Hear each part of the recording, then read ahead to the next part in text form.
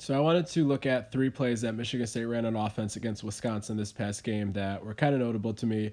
Two of them were the two longest running plays that Michigan State had, and then one of the more notable passing plays. So let's dive in. The first play that we're going to look at is Jalen Berger's 12-yard touchdown run in the first quarter. This was the play that came shortly after Jacoby Windman's interception.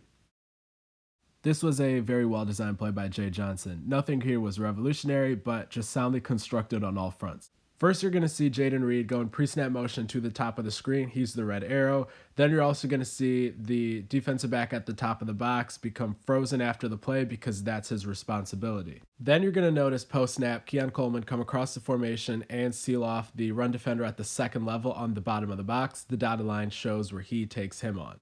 You'll also see the two tight ends on the right side of the formation, Tyler Hunt and Daniel Barker, do a solid job creating the lane here. Barker is going to seal off the defensive end right in front of him. Hunt is going to climb to the inside linebacker at the second level.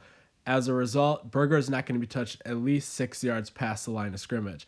After that, he absolutely bodies the safety that takes him on and just explodes into the end zone. We'll let it run here again in point 0.8 speed.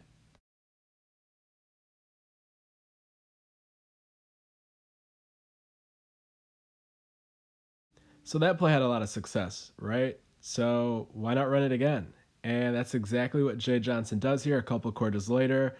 And this one worked even better schematically. Last time you saw Jaden Reed go across in pre-snap motion, this time Jeremy Bernard's on the field. He's going to do the exact same thing.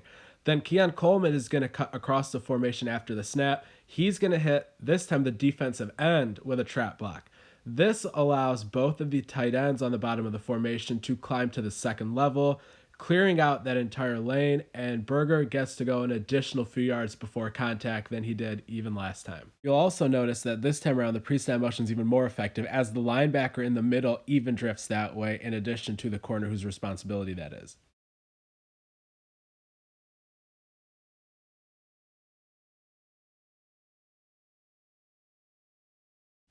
Then the final play here is, in my opinion, Payton Thorne's best throw of the game. Great over the top touch throw here on third down. But what he does pre snap is even more impressive here.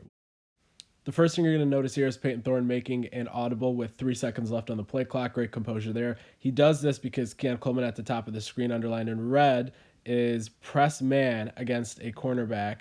And the safety at the top of the screen is not going to be in position to get over there and help in time. Personally, if I was Wisconsin, I wouldn't have been pressing Coleman there. You see on the bottom of the screen, they're not pressing Trey or Jaden. Would have kept the same idea across the board there, especially if the safety has to shade towards the field. But they didn't, and I guess Jim Leonard knows more football than I do, so I digress. But then after that, you see a free release basically on Thorne there, and he's able to step up in the face of pressure and make one of his best throws of the night.